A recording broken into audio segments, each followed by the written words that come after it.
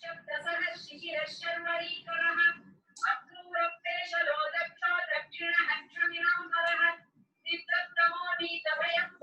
Om Sanjay ji, Hari Om everyone.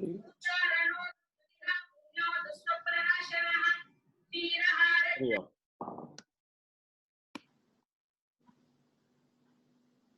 Sanjay ji, we are good to start. Hari Om Sahanavavatu Sahanau Bhunaktu Sahaviryam Karvavahai Tejaspinavadhitamastu ma vidvishavahai. Om Shanti Shanti Shanti. Samasta Jana Kalyani Niratam Karunamayam Namami Chinmayam Devam Sadgurum Brahma Vidwaram.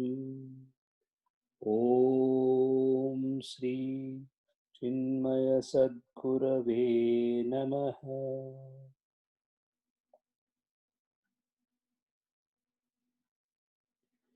Yogena Chittasya Padena Vacham Sharir Malam Sharirasya Cha Vaidyakena Yopakarottam Pravaram Muninam Patanjalinam Pranjalinam Natosmi. Hari Om.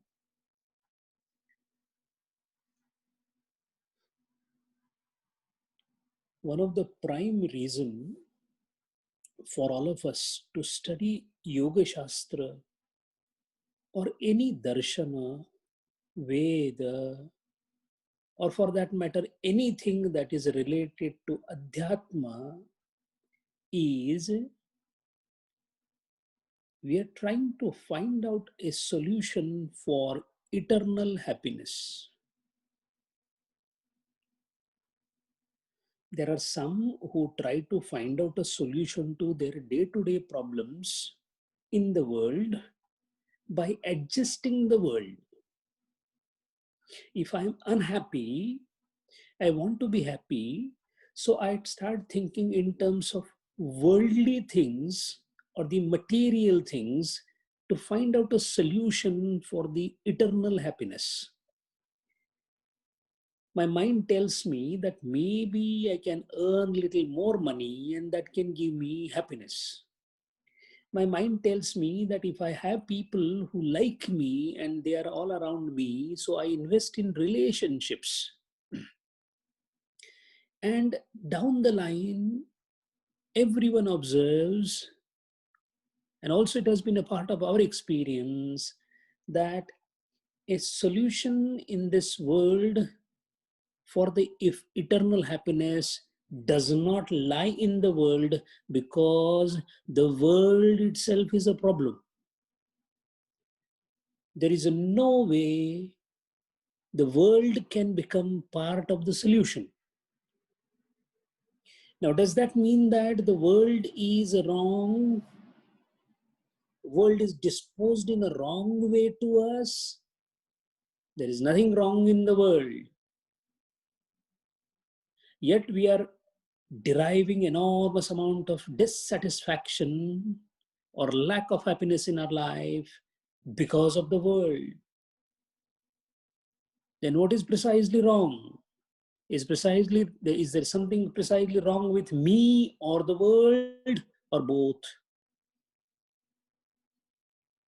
And when this question is taken very seriously by the one who is very keen on finding out the solution, then and then only he gets oriented, abhimukha, oriented towards the Adhyatma Shastra.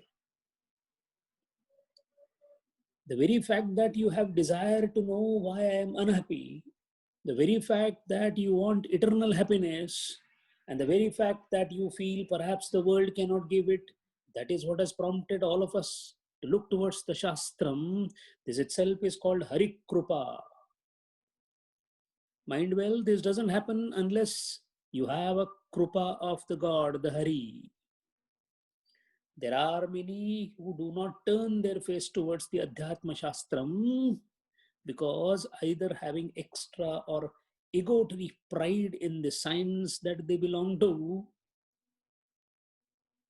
and in such situation, they may be quite famous and rich in this material world, but they are very, very poor. They are suffering and reeling under the poverty of lack of Parameshwara Prasad, Harikrupa.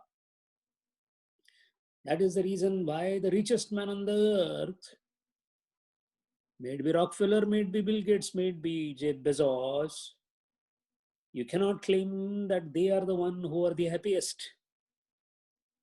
Perhaps, looking at the way they get addicted to the different types of drugs in spite of their fame and the money, it clearly indicates that happiness is rather eluding them more than the common man. So the world comprises of people, by and large, we who are constantly lacking happiness. The concerns may be different. The issues may be different, the problems may be different, but the magnitude of the problems creating unhappiness is same everywhere. The pangs of the pain, the pangs of the sorrow, the pangs of lack of happiness are magnitude-wise same. A beggar not getting a good food is very painful to him. So is the pain of a billionaire who is not getting a good pilot for his private plane. The pain is same. So in other words, our progress in this world is nothing else but for jumping from one problem to the other and ascribing ultra importance to the new problem that you face. You intend to have a new car, so you become a person with a car and you feel you're superior to a person without a car, but you do not realize that you've landed in an issue where the new car is going to bring new problems. So the objects may change, the subjective feeling of the pangs of unhappiness, they remain same in the magnitude or perhaps increase. So intricate involvement in this world can never ever give us the happiness that we are always seeking for, the bliss that we are seeking for.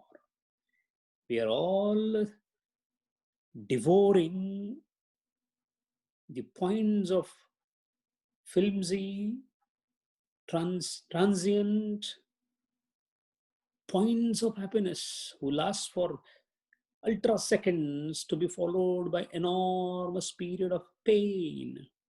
The relationship with wife and the husband, supposedly to be entered as a part of the package for happiness, lands into unhappiness for the rest of the life.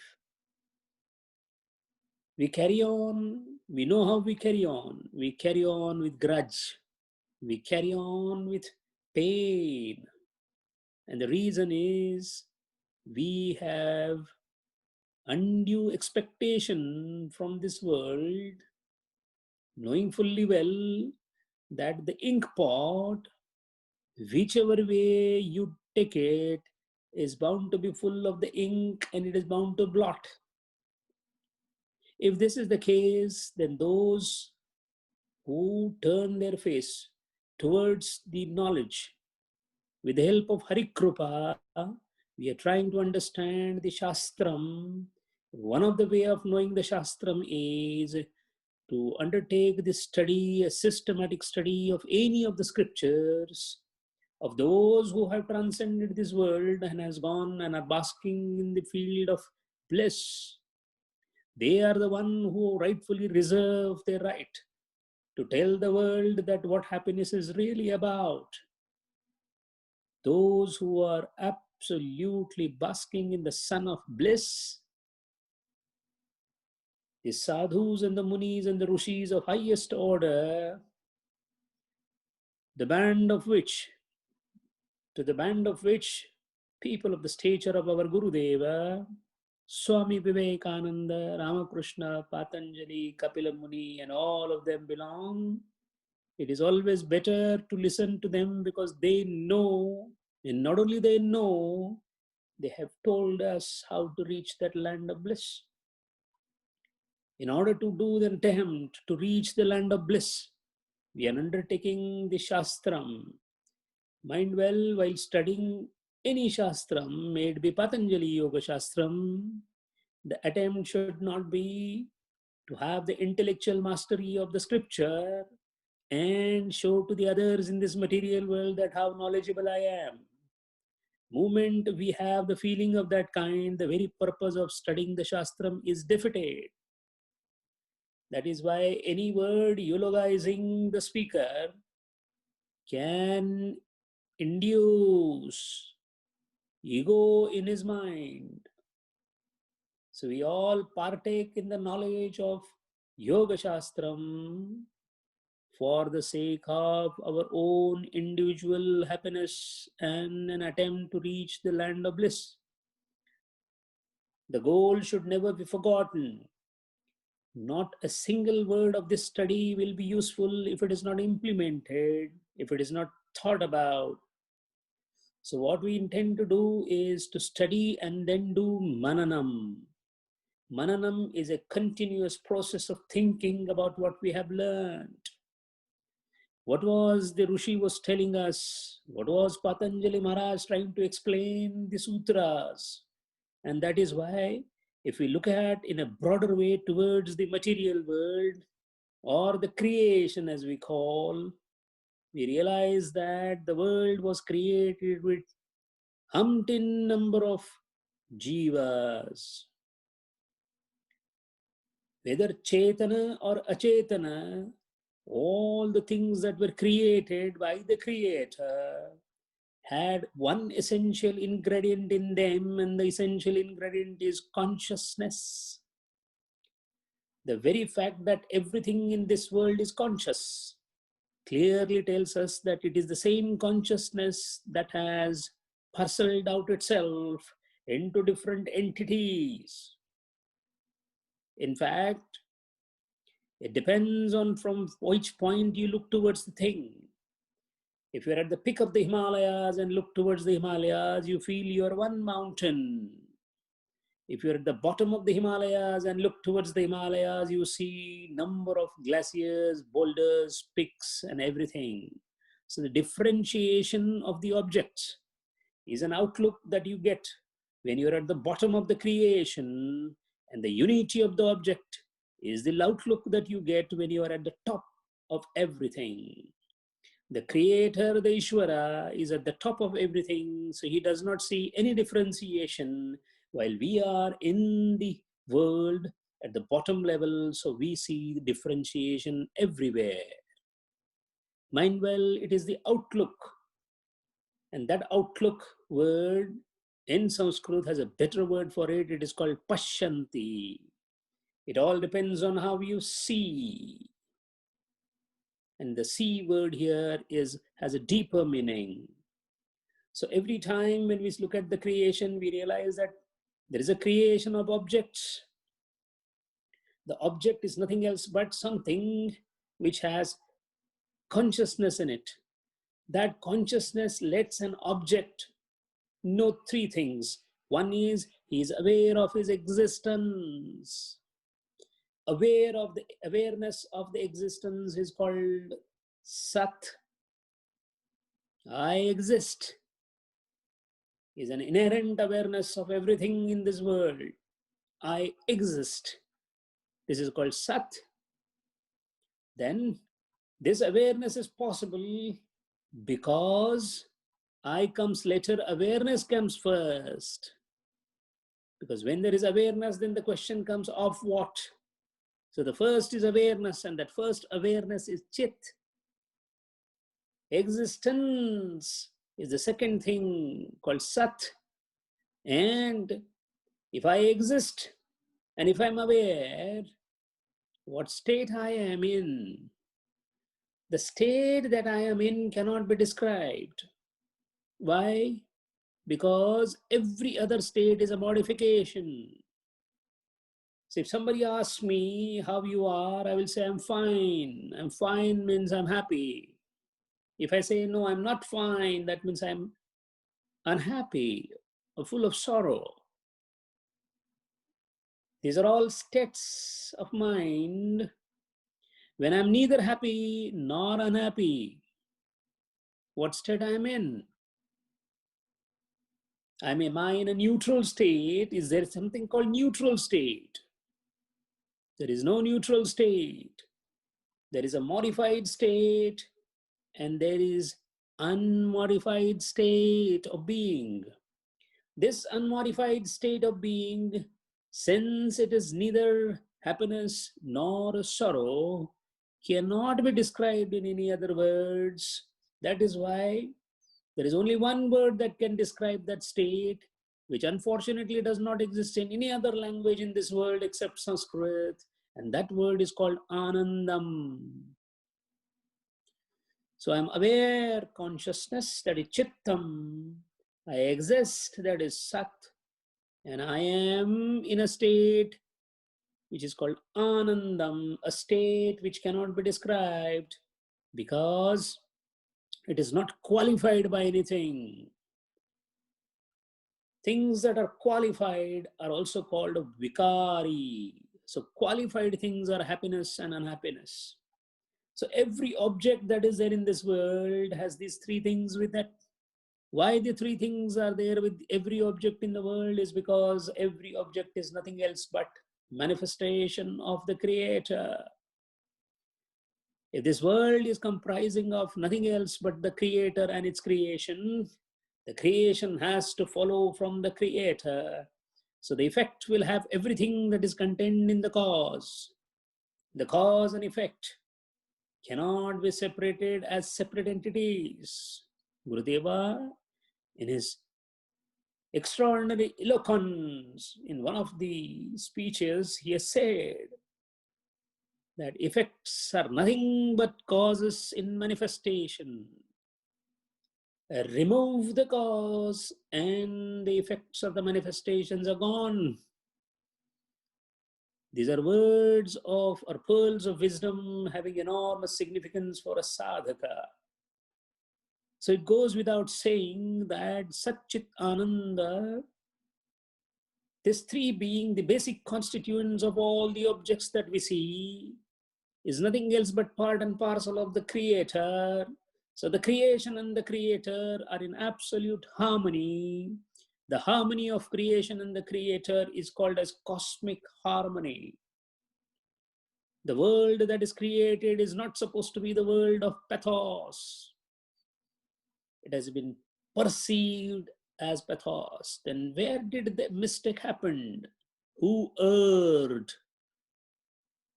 If all objects were supposed to be Anandam, and I am an object, but why is it that I am suffering from unhappiness? As we all see, the awareness that is endowed by the God, by the Creator, by the consciousness, is not same into all the objects. As the objects start moving upwards in the matter of evolution, and when we say evolution, all that is created has to ultimately evolve and reach the God. That is God's own design. Nothing in this world can stop from every single object in realizing its full potential of the consciousness. So everything is God-worthy. Everything shall become God. And all this movement of all the objects towards the godliness is the cosmic evolution which is happening every now and then. And it is the favorite pastime of the Creator. He creates, he maintains, he dissolves, again he creates, maintains and dissolves. The pralaya, the mahapralaya, again the srushti, srujanata. In this humongous and enormous game that is going on, in one small speck of the thing called time, allotted and ascribed for about 100 years. We are here and we start thinking that the whole world is me. A utter ridiculousness because of lack of the depth that is required by the intellect leads to these issues. A more backward the intelligence is, more involvement will be there in the world. So all these entrepreneurs, the business people, the rich people, and whatever they are doing, if they are not realizing their own nature, swaswarupa, then it is utterly a child's play that they're attempting in this world. So in the Lord's world, there is no respect for those who indulge in this world and perhaps try to make more and more and more, because those who realize how the world is created hasten their progress towards the full potential realization of themselves. That is why Gurudeva said, Hari home. You must hurry to reach the home. That is how Hari Om became Hari Home for Gurudeva. Every object, when it starts unfolding the consciousness starts becoming more and more prominent. More prominence of consciousness in the hierarchy of evolution leads to higher animal. So from the plants, so inanimate objects at the bottom of the pyramid. As we move up, the plants, the animals. Amongst the animals, again, the consciousness keeps on developing. A developing consciousness converts an object into a subject. So, at a lower rung of consciousness, you're only aware of the objects around you. You're not aware of yourself. So, the animal is not aware of himself. A lion doesn't know how beautiful he looks. That's our own interpretation as human beings. A monkey doesn't know what is his size. An ant doesn't know. She's the smallest or the biggest. Because to compare, you should be aware of yourself. This being aware of yourself is called subjective consciousness. So it is not enough to be aware of the objects around you, but you need to be aware of yourself. So when you are aware of yourself, it becomes a subjective consciousness. When you are aware of the objects around you, that's an objective consciousness. As the evolution grows in cosmos, the subjective consciousness keeps on increasing, and it has reached its pinnacle in a birth called human being. The yoni of a Nara is the yoni where the consciousness of subjective consciousness has developed to its highest extent. And a further extension of this consciousness would mean the Nara getting into Narayana, or the full blast consciousness. Unfortunately, the increment in the consciousness, increment in the subjective consciousness comes with a pitfall. Because the subjective consciousness makes you aware of the surroundings, the consciousness has an inherent defect, and that defect is limiting the awareness. So with every unfoldment of subjective consciousness, one tends to restrict the awareness of surroundings to his own self.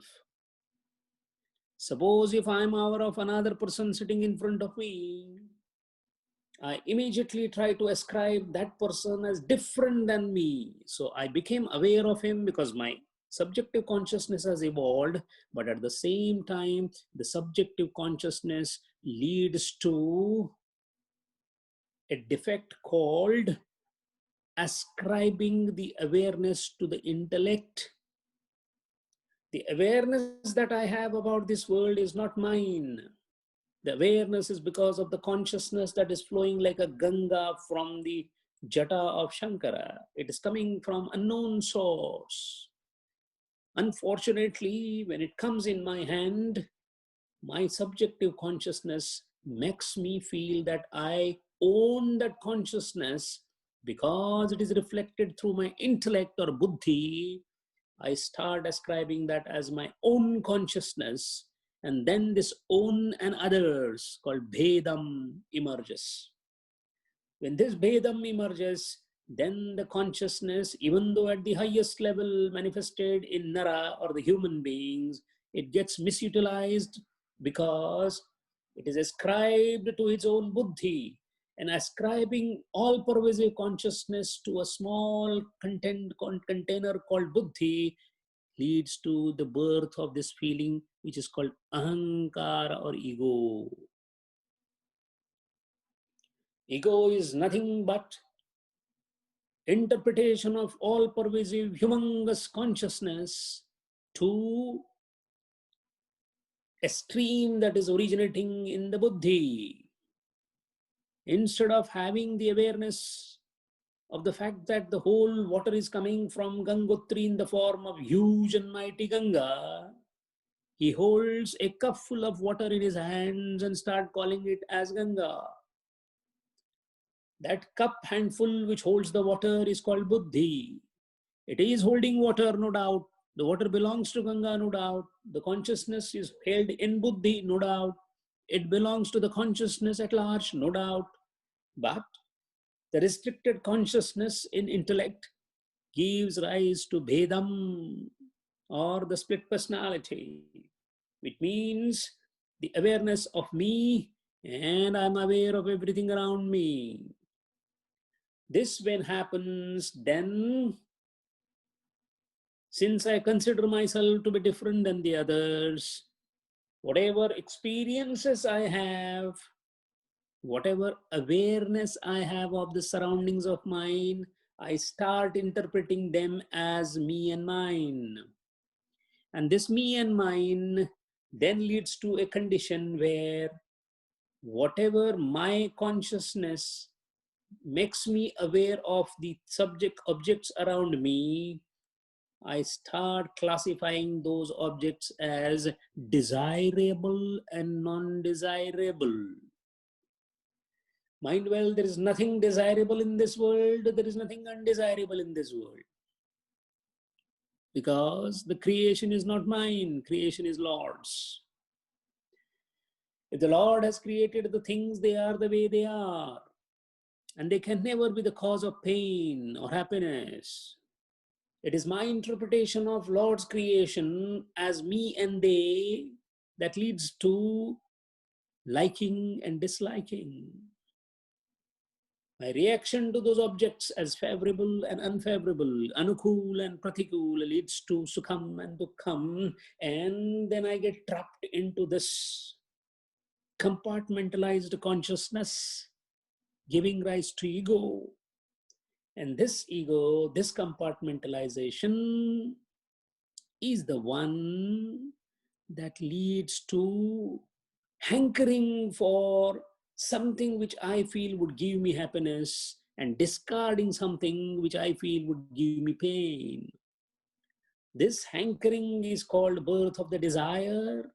This desire, when propagates uninterruptedly over a period of time, thickens itself into a form called vasana. This vasana leads to the further downfall. Because of this, first of all, I get what is called as klesha, pain, pangs of pain, klesha. So instead of a Nara who is capable of becoming Narayana in no moment, I become a Nara which is entrapped into the ahankara or ego, constantly at the mercy of blows and the kicks delivered by the happiness and the sorrow.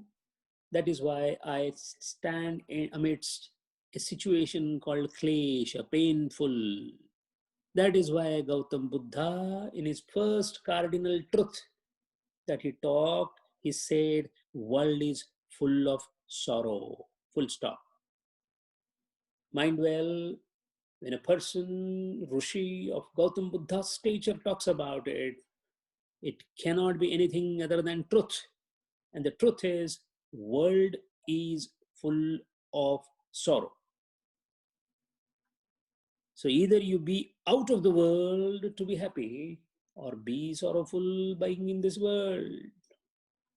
The art of extricating oneself from this particular world of sorrow and then being in this world is the art of Adhyatma, is the art that is being taught by Patanjali's Yoga Shastra.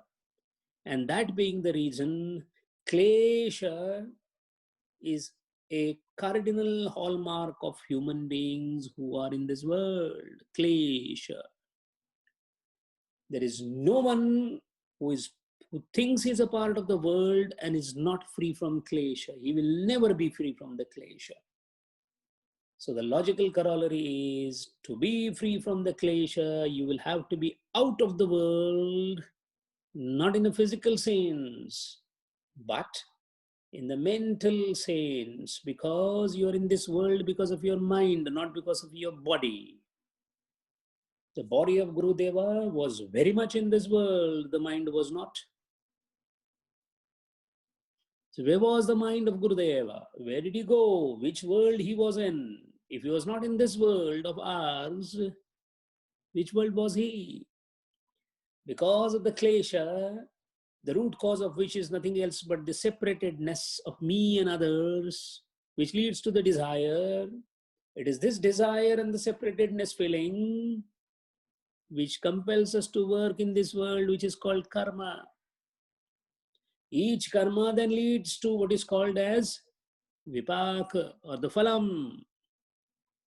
And then each phalam that we experience leads to another desire which remains in the seed form and gets collected, which is called ashaya.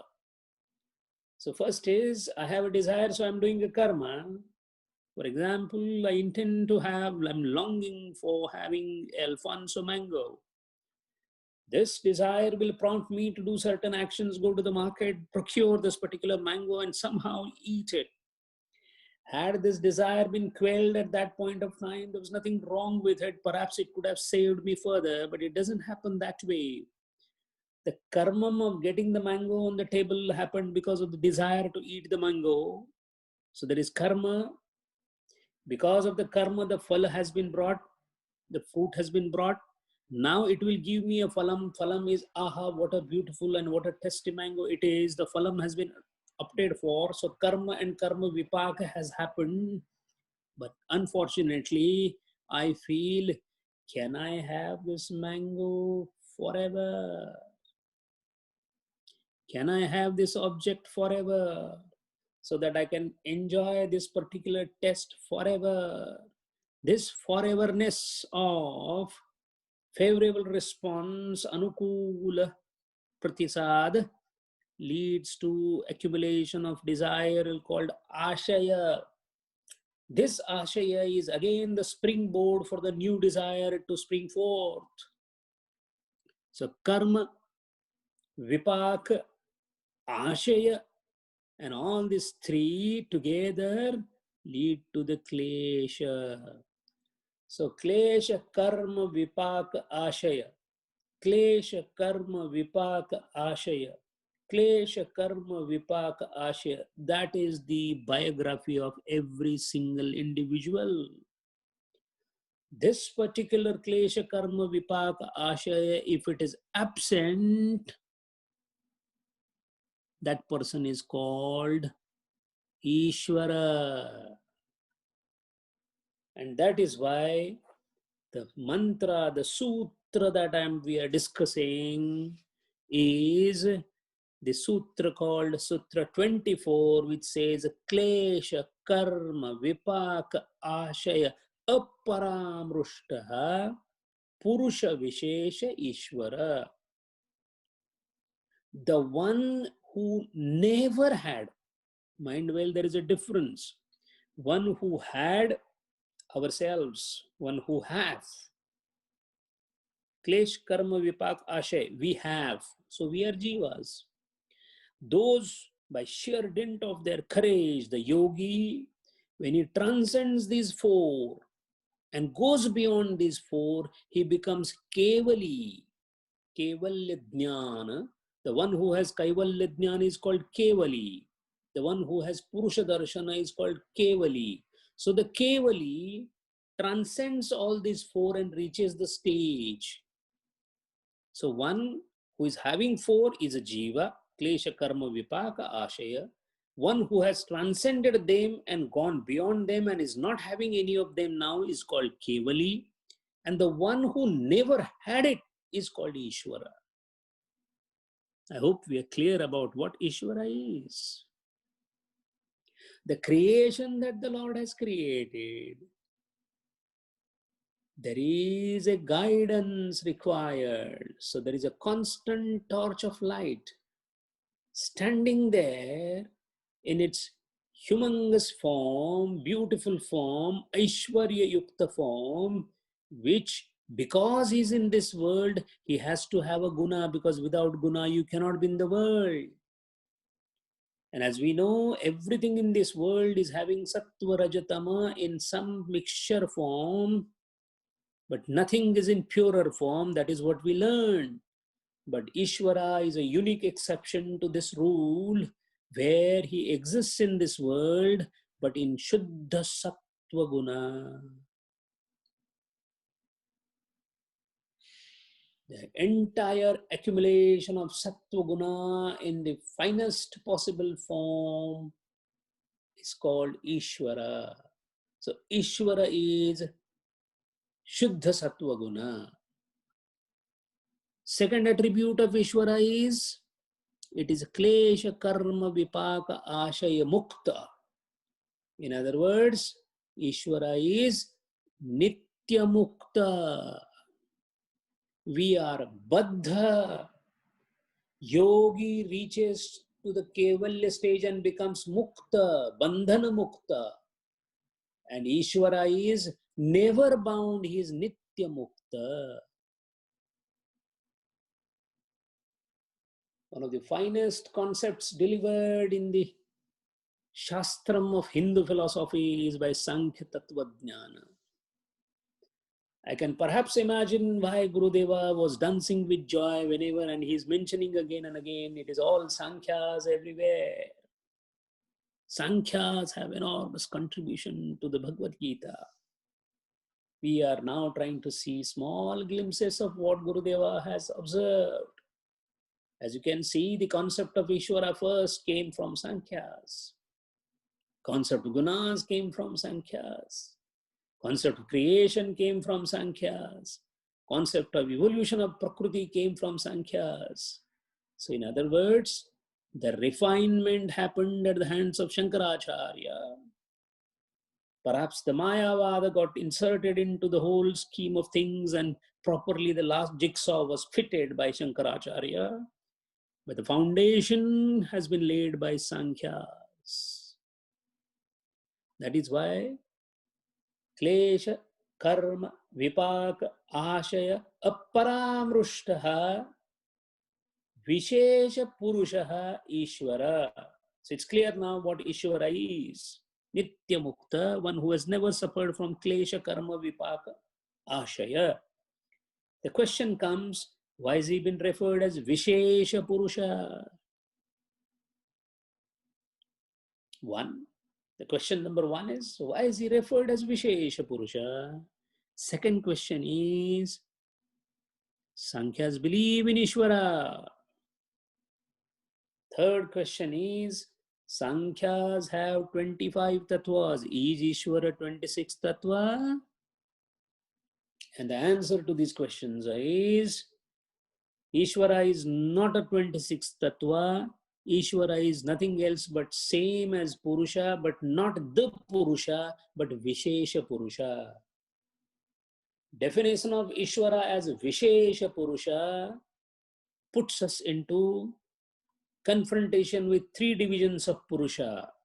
One is the Purusha that we know of, the universal, the almighty, Purusha and Prakriti. We saw in the beginning of the Sankhya Tattva Jnana, on one side there is Purusha, other side there is Prakriti. One side there is a Chaitanya, Chaitanayukta Purusha, second side is the Achetana, insentient Prakriti. So we know that Purusha. Now who is this Vishesha Purusha? And if there is a Vishesha Purusha, then is there a Sadharana Purusha? And the answer is yes. This apparent, mark the word apparent. Don't forget the word apparent. The apparent division of Purusha into Mukhya Purusha, Vishesha Purusha and Sadharana Purusha, we need to understand. First of all the three are Purushas. Purusha means what? Brahman, consciousness. If Purusha is consciousness, then what are those subtle differences between Mukhya Purusha, Vishesha Purusha and Sadharana Purusha? We are all Sadharana Purusha. Why?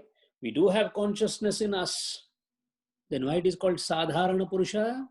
Because the consciousness in me, Atma Tattvam as an Advaita, but we are in Sankhya, so we will not be using the word Atma Tattvam, we will be calling it as Purusha. The part of the Purusha in me, the consciousness in me, which is reflected through my intellect, because of which I am in this world, I wrongly ascribe Buddhi as the originator of everything. Actually, Buddhi is Achetan. To give you an analogy, if Buddhi is a prism and consciousness is the light, it is the light that has fallen through the prism, the ray of light which has fallen on the prism that has led to the rainbow of this creation called world.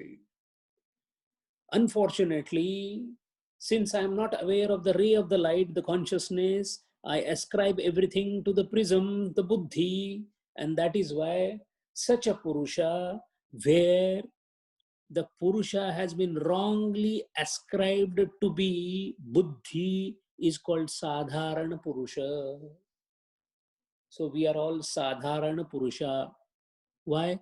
By Visheshatva we don't know this Purusha. Even now, if I tell you and you tell me that we are all Purusha, the consciousness, we don't realize it. Because we don't know, we feel as if consciousness is something, a different entity lying in some three-dimensional space. The very fact that we feel that consciousness and me appear to be something different because I feel I am me. This I am me means my Buddhi tells me you are you. This prism tells us that you are the prism. This wrong notion of prism calling it as an originator of light, although it is a transmitter of the light, is called Sadharana Purusha. There is a Sanskrit word for it, a very classical word, not found anywhere in another language, cannot be translated very easily. It is called Vyapadeshanti. Vyapadesha. Vyapadesha means belongs to somebody else, but ascribed to somebody else. Consciousness belongs to the Purusha. In fact, this Purusha which is in me is not different than the Mukhya Purusha. So Sadharana Purusha is called Sadharan because it has been wrongly ascribed to the Buddhi, which is called Vyapadeshanti. So Mukhya Purusha and Sadharan Purusha, is there a difference? No difference at all, sir, because consciousness is one. But because of the Jiva Upadhi, because of the Buddhi Upadhi, it becomes Sadharana Purusha. I hope by now Mukhya Purusha and Sadharana Purusha is clear. Now comes the question, between the two there is another thing called Vishesha Purusha.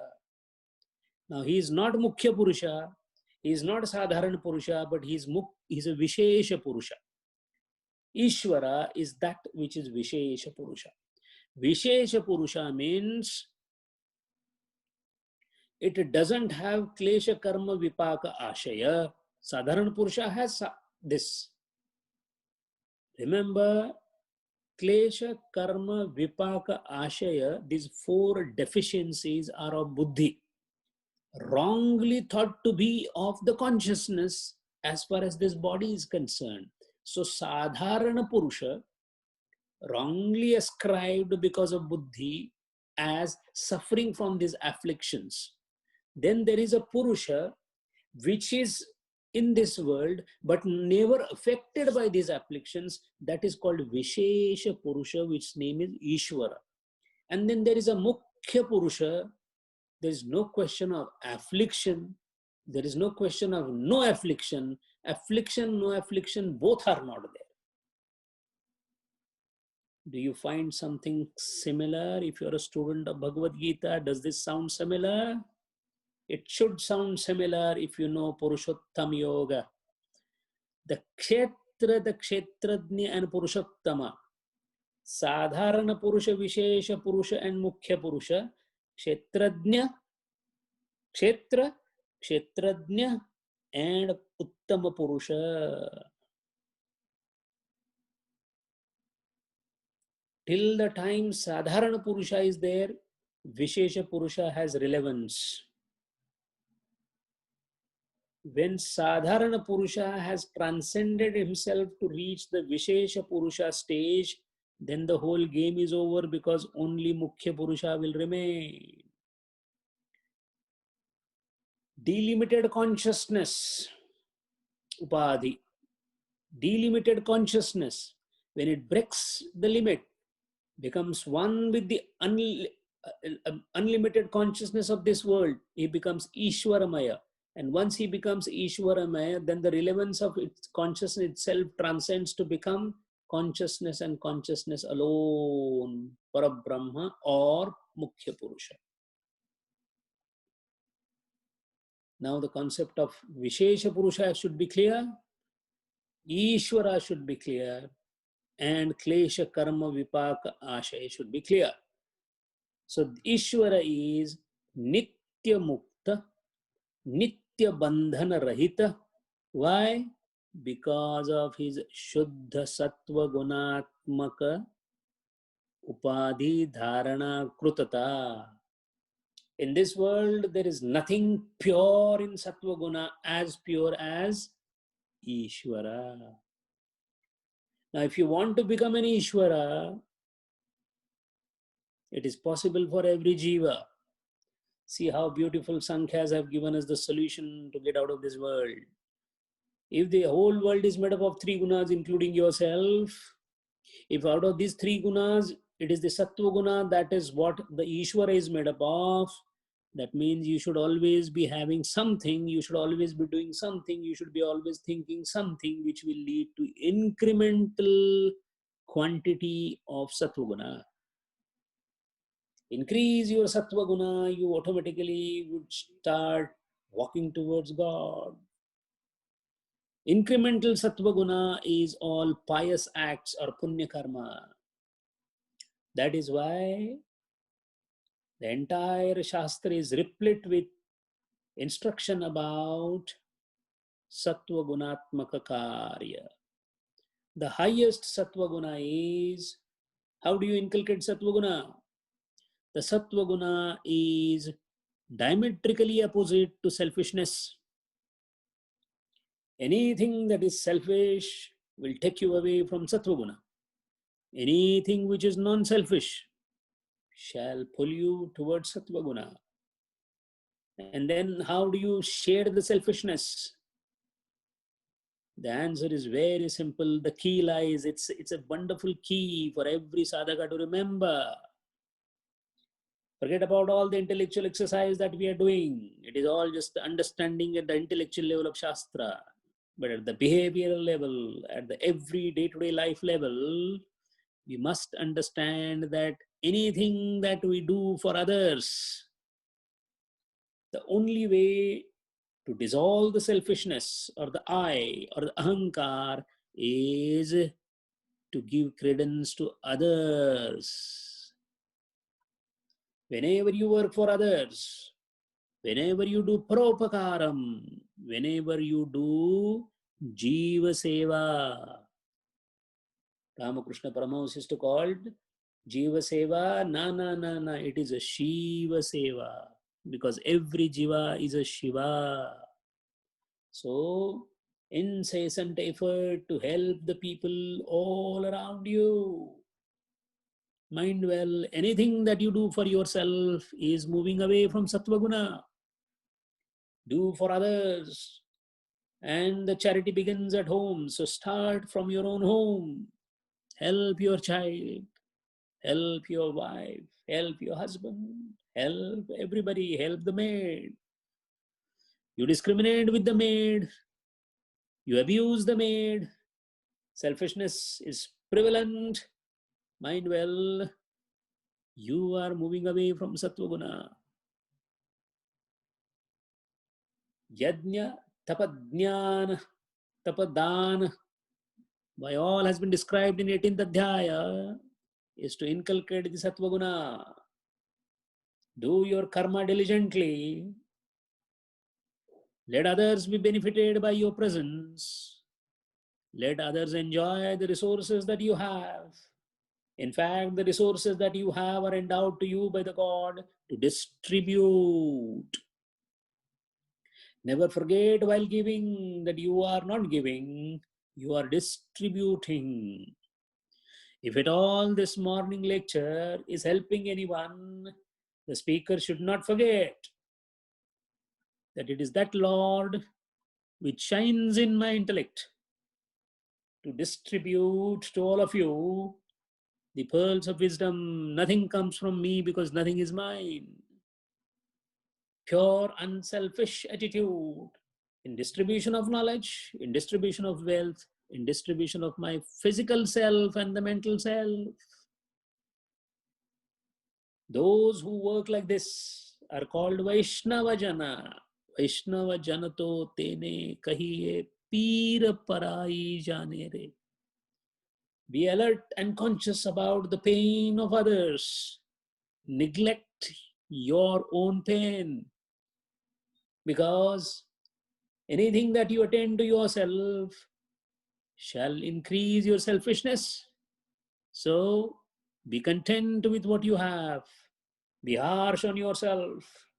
Deny yourself all the luxuries. Swami Shivananda used to always tell, deny yourself all the luxuries of this world, because that way, as a sadhaka, you'll be prepared to sacrifice.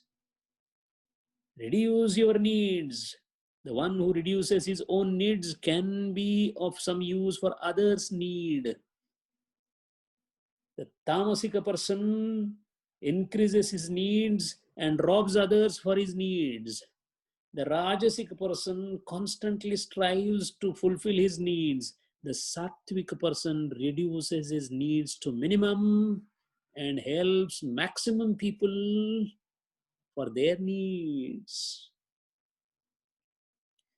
Do not forget that everyone around you is nothing else but the consciousness, modified by their brain, modified their intellect, and their suffering. If a wicked man comes in front of you, he is wicked because of his buddhi. His consciousness is not wicked. Consciousness can never be wicked. So any kind of person, even your enemy comes in front of you, the attitude has to be towards the consciousness.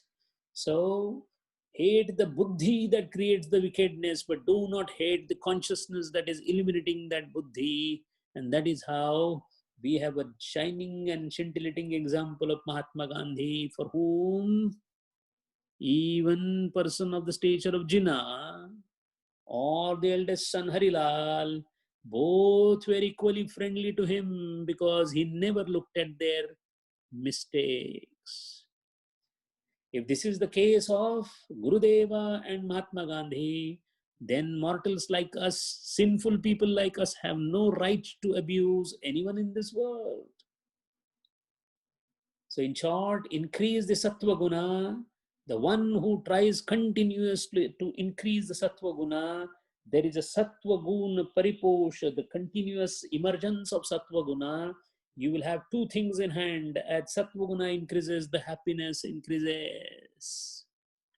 Because Sattva Guna is Sukhatmaka. So by giving, you will be happy far more than you taking anything from anyone. So Sattva Guna can be increased by making use of your physical body and your mental apparatus for the sake of the world around you. In the modern world or the place where you are, perhaps you have very little scope of using your physical labor for anybody. If that is the case, then spread the word of God around. Keep talking to the world about Lord Krishna, Lord Rama. Sarva Mukhi Mangala Bola Vave. See that everybody's mouth, at least once the word Hari comes. If you're able to achieve that, a Sattva work has been done. Keep smiling. Be always in a contented mood. Do not get your own karmas, your own prarabdha will be subjecting yourself to the pangs of pain. Do not get vitiated by that. If the phalam that you are having now, right now in your life, maybe you're physically you're not well, you are suffering from some affliction, you're suffering from poverty, loss of job, you're suffering from adversities. Mind well, all adversities are blessings from the Lord because it reminds you that it is because of the prarabdham. A good fruit or good phalam never reminds us of Lord. So all adversities are blessings in disguise. If they come, suffer. Suffer without sahanam sarva dukkhanam apratikara purvakam chinta vilap rahita satitiksha nigadyate. And do not create new desire. Just keep one desire in your mind. How can I be of some use to somebody? It is called sattvika ichha. So the one who does this slowly starts acquiring the sattva guna, which will propel him to study further. This acquiring sattva guna is also the same thing which is called chitta shuddhi. How do you wash anything which is dirty? You wash it with clean water. So the dirt is washed with clean water. The tamoguna and rajoguna is washed with sattva guna, and the chitta becomes shuddha. Once the chitta shuddhi is there, then all the sutras that we studied earlier in Yoga Shastra become applicable to us because ekagrata increases. Ekagrata is nothing else but one pointedness of the intellect. And the intellect is able to focus into single point only and only and only when it becomes pure, pristine pure, clear, crystal clear. And the pristine purity of the intellect is nothing else but increment of sattva guna. It all boils down to that. And the one who is completely made up of sattva guna, 100% sattva guna, pure sattva guna, shuddha sattva guna is Ishvara. Because he is shuddha sattva gunatmak and this world is full of trigunas, he is the one who is having maximum Aishwarya and Vaibhava in this world. In other words, Ishvara is Aishwarya Yukta. So we have seen today what is Sadharana Purusha, what is Vishesha Purusha, that is Ishvara, and the Mukhya Purusha. We have also seen that the Sadharana Purusha is called Sadharana because of our own mistake of calling the consciousness of the Purusha in us as the enjoyer of the karma, although all these attributes of doing the karma, vasana, enjoying the karma is all attributed to the intellect, not to the Purusha, not to the consciousness. But being wrongly ascribed, which is called as Vyapadishanti, it is considered as Sadharana Purusha. Now this Klesha, we saw, Klesha, Karma, Vipaka, Ashaya, these are the four afflictions the Jiva has, Sadharana Purusha has. Ishvara never has them. These Kleshas are of 5 types. Klesha, Tras, trouble. The troubles that we get are of 5 types. The first trouble is called, first klesha is called avidya. This word has been heard by us so many times, avidya, avidya, avidya, avidya, but we have never bothered to go or delve deep into what avidya is. A precise definition is what Shastra always demands, and a precise understanding, of course. The precise definition of avidya is anitya, ashuchi, dukkha, anatmasu, nitya, shuchi, sukha, atma, khyati, avidya. An absolute, precise definition of avidya. What does it mean? That which is anitya, which is never everlasting. Ashuchi, which is malina. Dukkha, which is dukkha rupa. Anatmasu, which is not atmavan. If that is considered as nitya, shuddha, shuchi, and sukhatmaka, and atmapurva, that is called avidya. In simpler words, everything that in this world we considered as nitya, is father and mother nitya? No. Is wife nitya? No. Is the relationship with this money and everything is nitya? No. Am I nitya? No. Is everything around me pure? What is pure? Sattva gunatmaka. What is sattva gunatmaka in this world? Only the worship of God and an act done for others. Other than that, there is no shuchi. Other than that, and we don't do these two things and we do everything else, that means we are doing malina things, not shuchi things. That is why we suffer from dukkha su dukkhatmaka. And we consider this as the world, so we don't know what Atman is. Such a behavior is called avidya. Anitya, ashuchi, dukkha, anatmasu. Anatmasu saptami. In the means saptami. Anitya, ashuchi, dukkha, anatmasu, nitya, shuchi, sukha, atma, khyatihi, avidya. So this is the first klesha. Second klesha is called asmita. Again, another word. So many times we have used without realizing what asmita is. Again, a precise definition is vakhya, has to be precise. It's called vakhya. Definition means you have to define, not one word here and there. It should be absolutely terse and perfect to the word. That is how you define. Asmita is druk darshan shaktoho ekatmata eva asmita. What is druk darshan? There is a druk darshavad also. We will not get into the detail. We all know that everything that I do is because of consciousness, isn't it? Everybody is aware of it. So it is the Atman which is helping me to do everything. But what am I actually thinking? I am thinking that I am doing it. When I say I am doing it, that means my buddhi is doing it, isn't it? That means all that is happening because of, all the enlightenment is coming because of the sun. But I have a reflector fitted, a mirror fitted in my brain called buddhi. In my body, there is a mirror called buddhi. This mirror is reflecting the sunlight. Now, what has happened is, instead of ascribing that light which is there, because of which I am becoming aware, it has come from sun, I am ascribing it to the mirror. This is called asmita. The source has been wrongly ascribed to buddhi rather than the source itself. So that means darshanam, whatever we do and see, is darshanam. Is because of when? Who sees it? I don't see it. Consciousness sees it and lets me know. So druk is somebody different, but I considered myself as druk.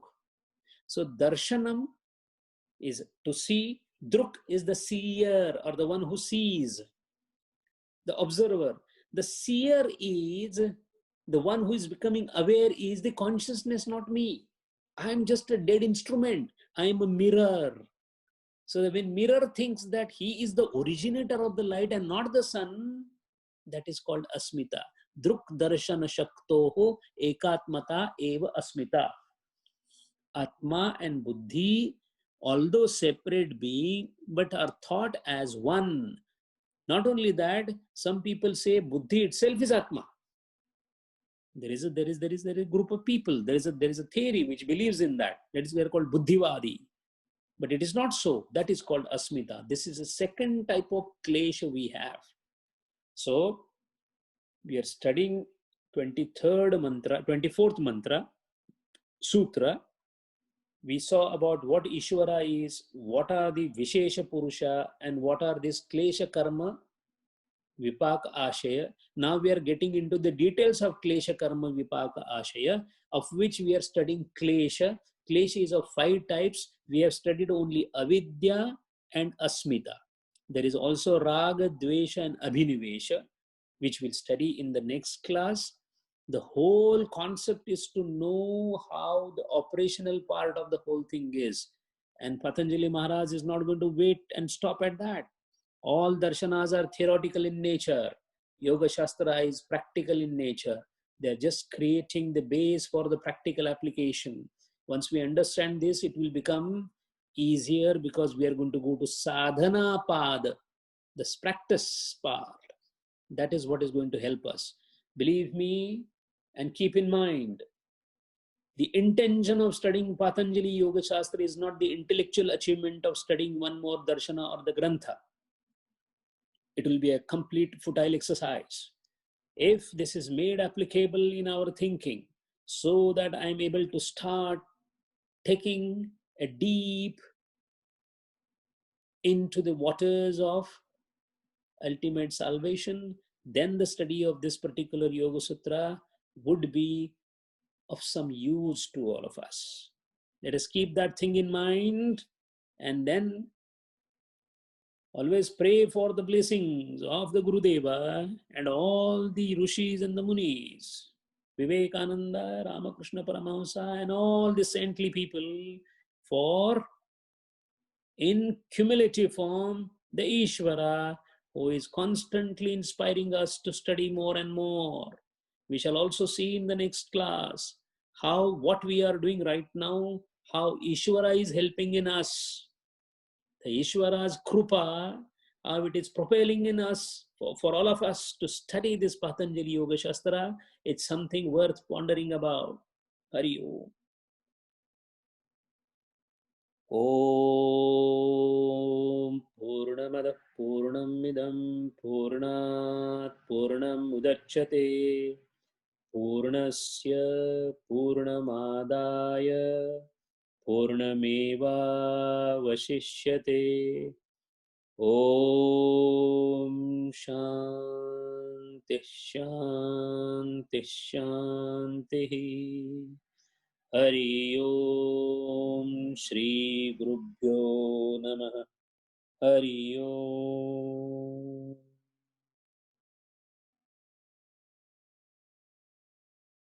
Okay. So basically that Asmita Avidya which you're talking about, so if you look at it from a pictorial form, is this Yes, is this making sense?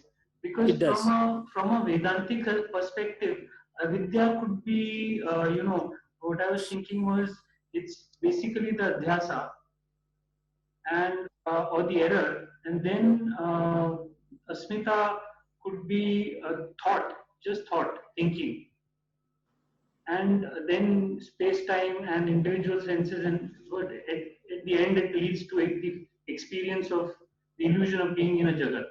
So is this the thing that you is there a problem with this picture? Yes, the space and time which you have tried to put it before Asmita, Yeah. because what happens is Asmita, it itself is bound within the space and time.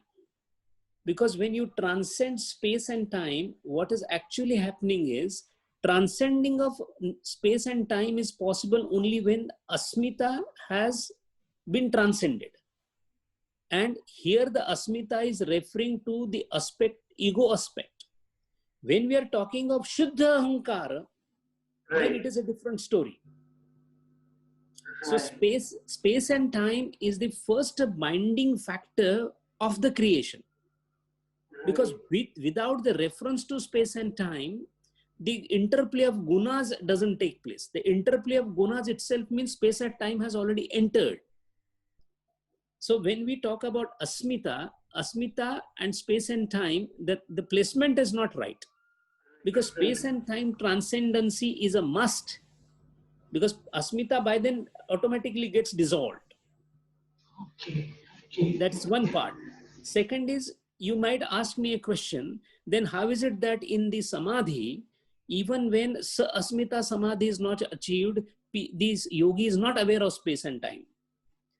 Being not aware of the space and time being absent, these are two different things, mind well.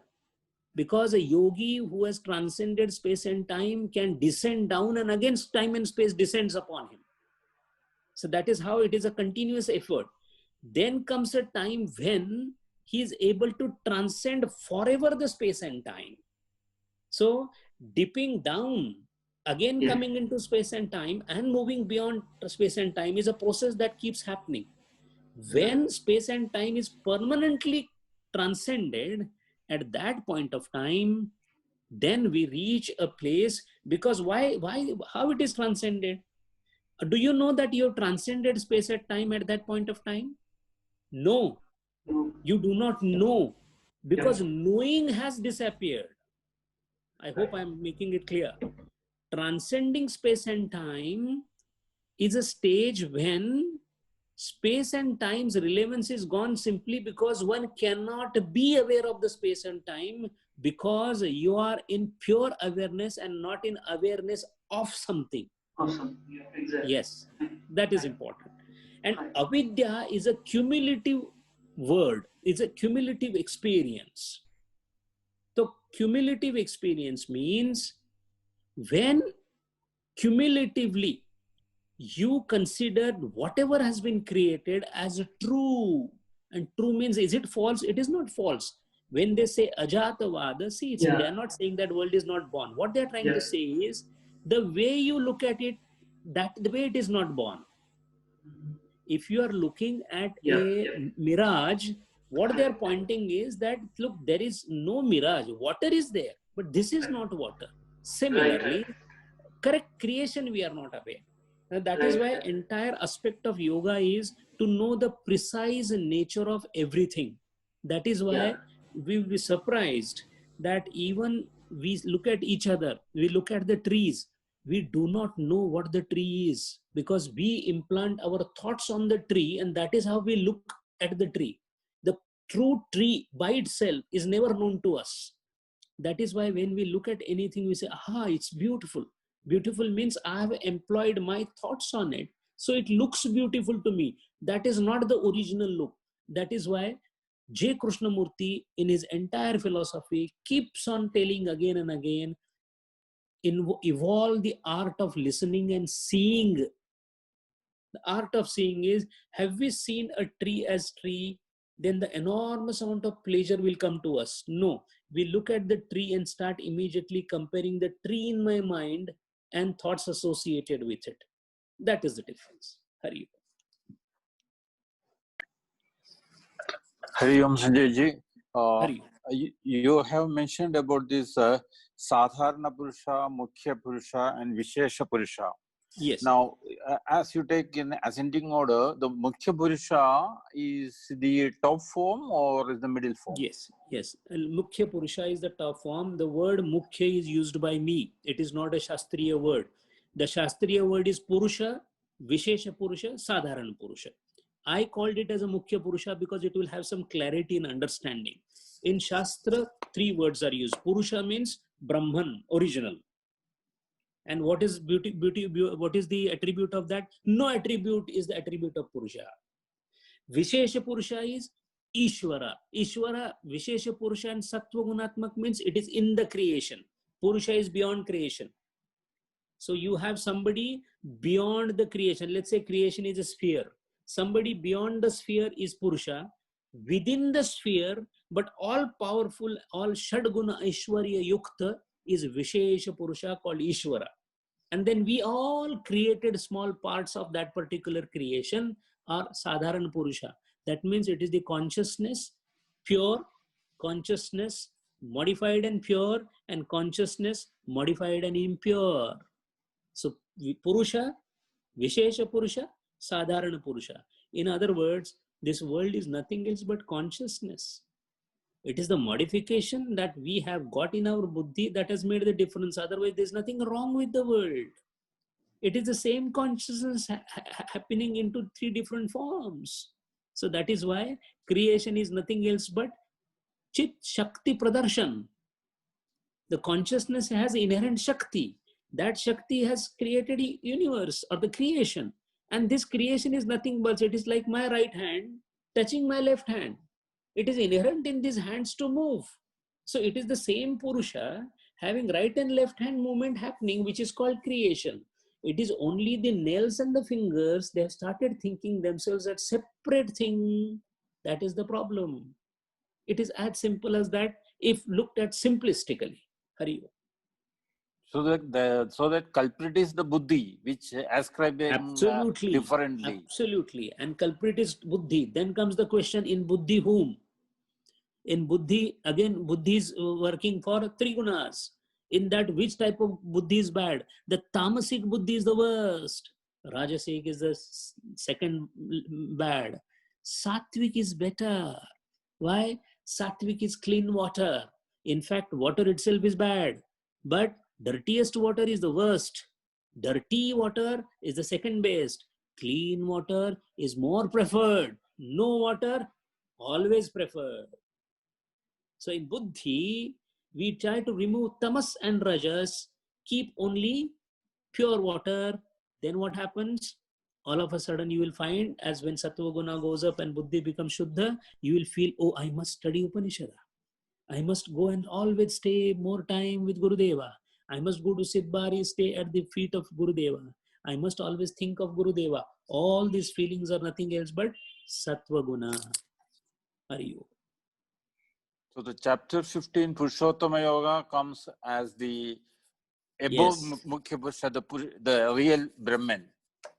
Absolute Purusha or Uttama Purusha is nothing else but the Mukhya Purusha or the Brahman. Now, when the Kshetra is created, that means creation, then comes the Kshetrajna. So Kshetrajna is Ishvara, Kshetra is all we people.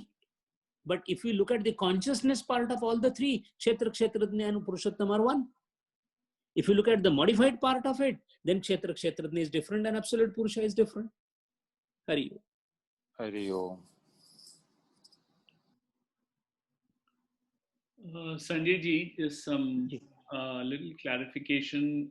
I missed so I understood karma and klesha.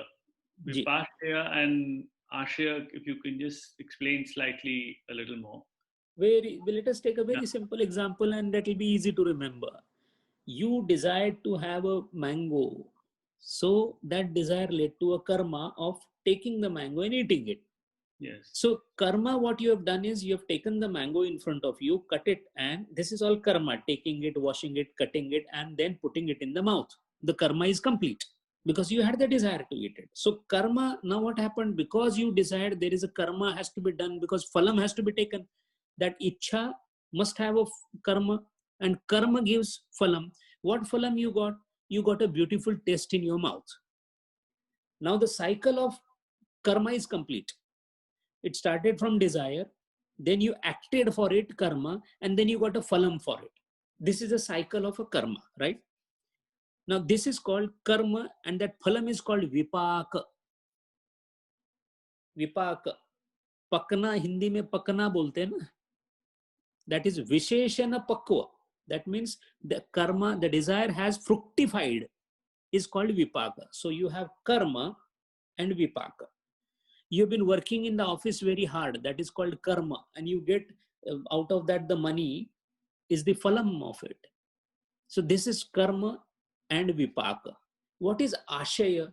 When you eat that mango, You finished eating mango and now you are thinking that if I could get this mango again, what happened? Another desire is created.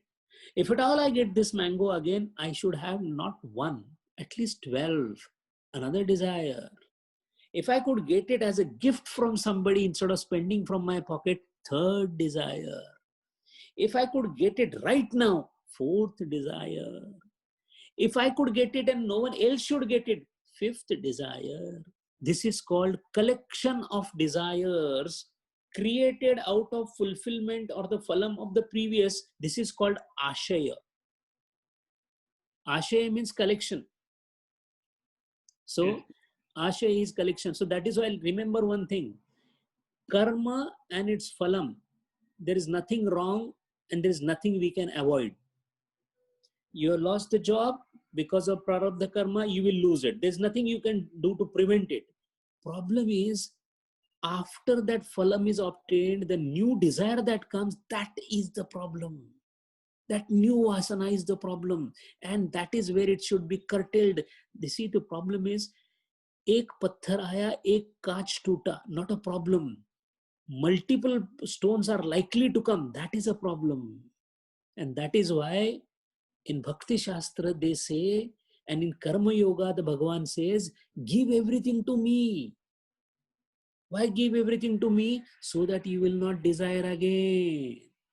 And once you stop desiring, there is no need of karma. Once you stop the karma, there is no phalam. And since the karma has got three parts, one is desire, second is action, third is fruit. Lord says, work on any of the three that is acceptable to me. One, don't desire or desire me. First part. Mai buddhi nivesha. That is first part. Second is, if at all you feel you cannot stop desiring, then whatever karma you are doing, give it to me. If that is also not possible, then give the phalam to me. Phalam to me means, whenever you get the phalam, think that it is Lord who has given the phalam and stop. Don't covet or desire or hanker anymore. Are you? And one more thing is the allied concept of practicality. Yes. So, we were saying that to increase our whole pursuit should be the increase of sattva guna, which comes from either reducing either of these, desire, karma, etc. You move towards more sattvic things. Now, whilst you exist in this world, now there are two parts that I'm asking this. One is on the practicality of existing. When if there is some harm that can come to you or your family, right? Should you be protecting yourself, or saying that no, it's okay, he's consciousness in another form, whether he's an enemy or this. And we have the existence of other texts like Arthashastra, etc., which are also they're considered texts to study how forms of government, etc. So how do these things coexist in the practical form? And on the other side is that when you stop desiring and you completely and there is no, let's say for example, it's okay. So there are also 4 stages of life, right? Yes. That we talk about.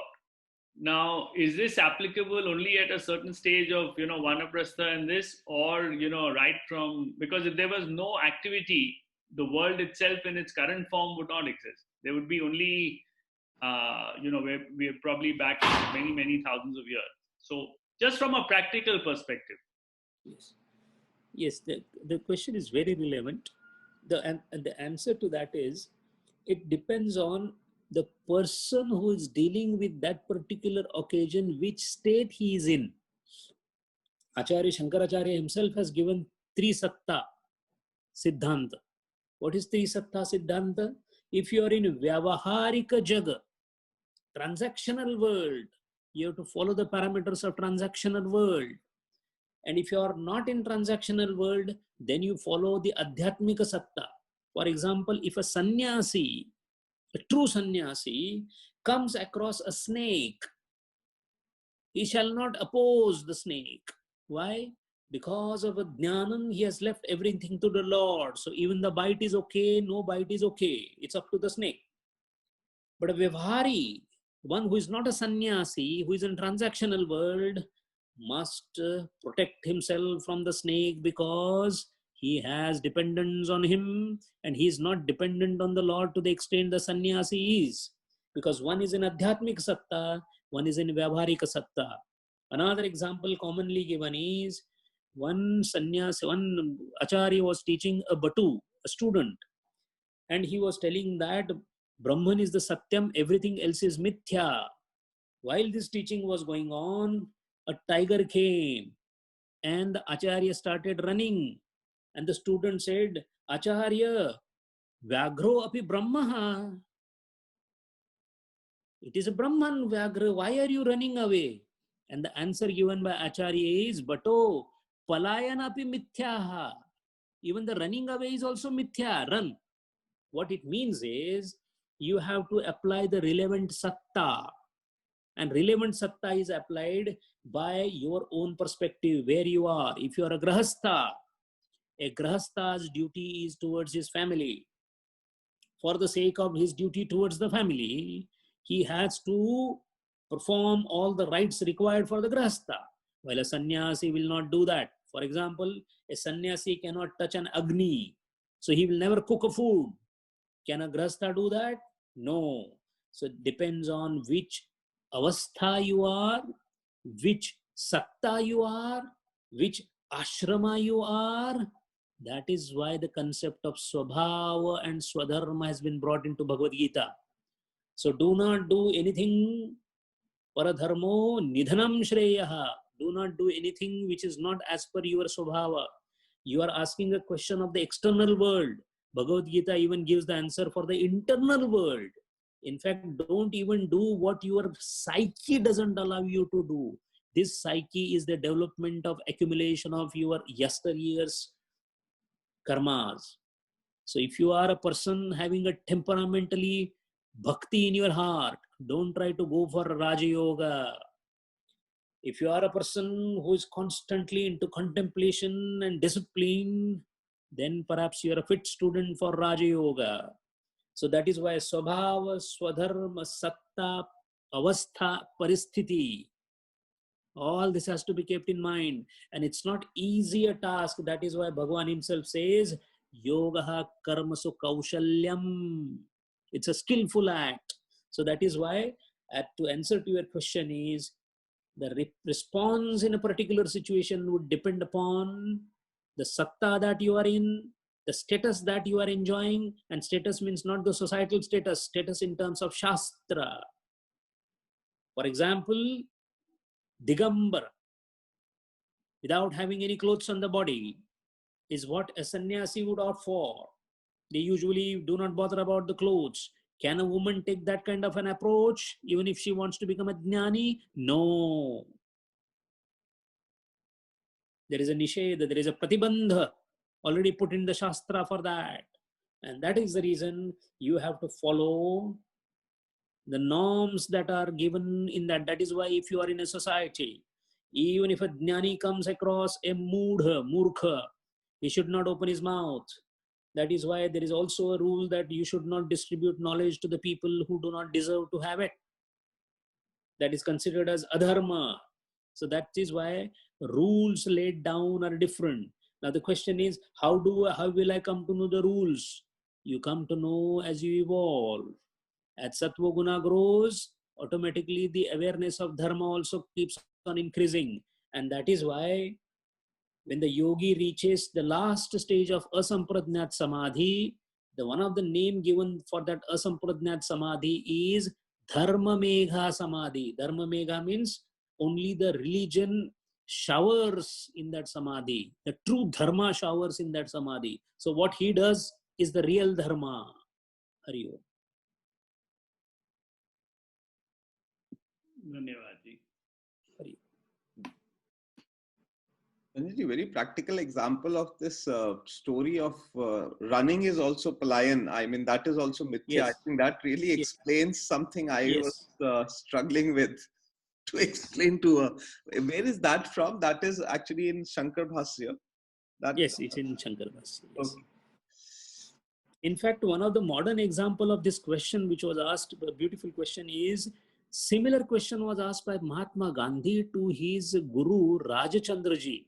It's a 4-page letter, beautifully answered by Rajachandra ji. And the first question there is, Rajachandra ji, if I come across a snake, should I be killing a snake, or should I be just waiting for the snake to go? And in that process, if he bites me, am I right or wrong?